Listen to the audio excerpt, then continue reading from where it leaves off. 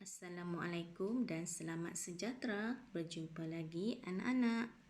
Baik, hari ini Cikgu Diana nak mengajar kamu kemahiran 31 membaca dan membina ayat mudah, subtopik menyusun perkataan menjadi ayat bermakna. Baik, macam mana kita nak susun perkataan menjadi ayat ni? Mari kita tengok contoh. Jom. Okey, ini ada contoh yang diberi. Cuba kita baca arahan.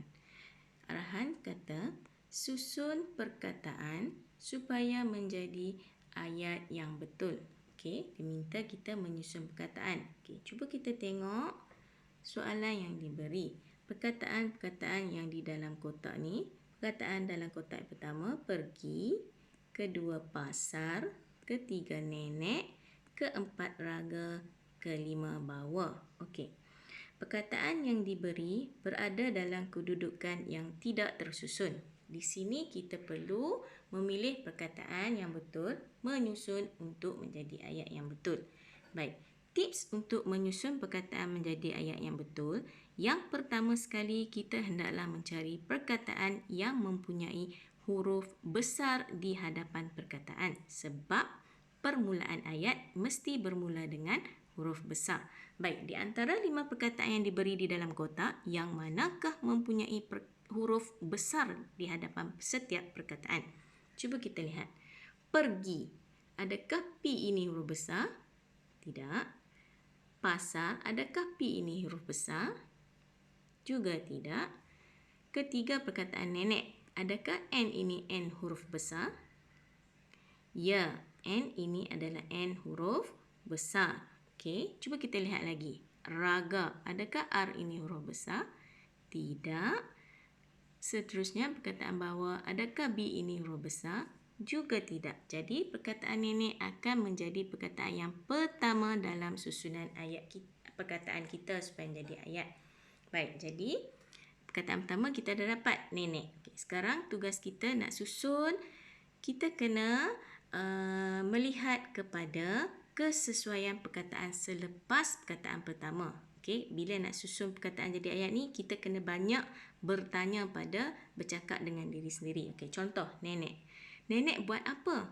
Nenek pergi. Okey, nenek pergi. Yang kedua, kita contoh ambil pergi. Okay, nenek pergi. Pergi ke mana? Pergi ke pasar. Okey, nenek pergi pasar. Nenek bawa. Ada bawa tak? Ada bawa. Nenek bawa apa? Bawa raga. Okey, sekarang kita dah susun. Cuba kita baca balik. Ikut susunan yang sudah kita nomborkan. Nenek pergi pasar bawa raga. Okey, strukturnya betul. Sekarang bila dah susun dan strukturnya ayat yang betul, kita tulis di bawah ini mengikut susunan nombor yang telah kita nomborkan. Baik, macam mana nak tulis?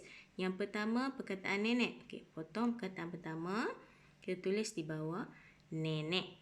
Okey, selepas yang pertama, yang kedua, perkataan pergi.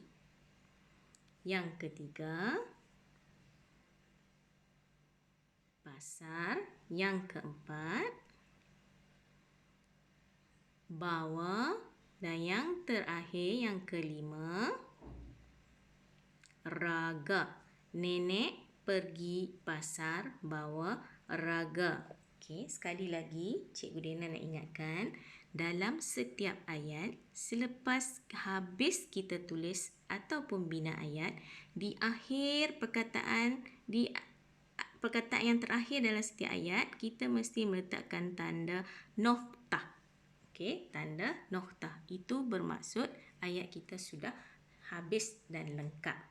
Boleh faham ya? Okey, mari kita tengok contoh yang kedua. Okey. Ada 4 perkataan yang diberi di dalam kotak. Perkataan pertama, aiskrim. Perkataan kedua, suka. Perkataan ketiga, Osman. Dan perkataan yang keempat, makan. Baik. Ingat tips yang pertama, mencari huruf besar pada permulaan perkataan. Mari kita tengok satu-satu. Aiskrim. Adakah A ini huruf besar? Tidak. Adakah S ini S huruf besar? Tidak. Adakah O ini O huruf besar pada perkataan Osman? Ya, O adalah O huruf besar. Okey, tak apa. Kita pergi yang perkataan seterusnya. Makan. Adakah M ini M huruf besar? Tidak. Jadi huruf besar yang mana?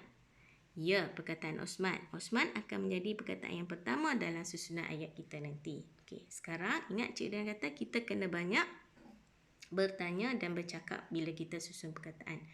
Osman. Osman apa? Osman ada perasaan dia suka. Osman suka. Osman suka apa? Suka buat apa? Suka buat apa? Makan. Okey, dia suka makan. Osman suka makan apa? Makan aiskrim. Okey, cuba kita baca balik susunan ayat kita. Mengikut nombor yang kita telah buat. Yang pertama, Osman suka makan aiskrim. Okey, jadi struktur ayat kita sudah betul. Seterusnya, kita pindahkan susunan yang kita buat di bawah mengikut yang telah kita nomborkan. Baik, yang pertama, Osman. Tulis di bawah Osman. Yang kedua, okey, potong perkataan kedua supaya kamu tak tersilap. Suka. Yang ketiga, makan. Osman suka makan. Maka yang keempat adalah aiskrim. Okey. Osman suka makan aiskrim. Okay, dah ingat? Apabila sampai perkataan terakhir dalam ayat kamu, kita mesti meletakkan tanda. Ya, noktah menandakan ayat kita sudah habis. Okey, baik. Okey, selesai saja pembelajaran kita hari ini. Sebelum berakhir, cikgu harap kamu dapat menjawab soalan di bawah video ini. Cikgu ada sediakan soalan. Okey, macam mana nak jawab? Macam tadi, cari perkataan yang mempunyai huruf besar. Okey, jawab di bawah ini dalam live worksheet ini. Okey, selamat menjawab anak-anak. Sampai sini saja, jumpa lagi. Bye. Assalamualaikum.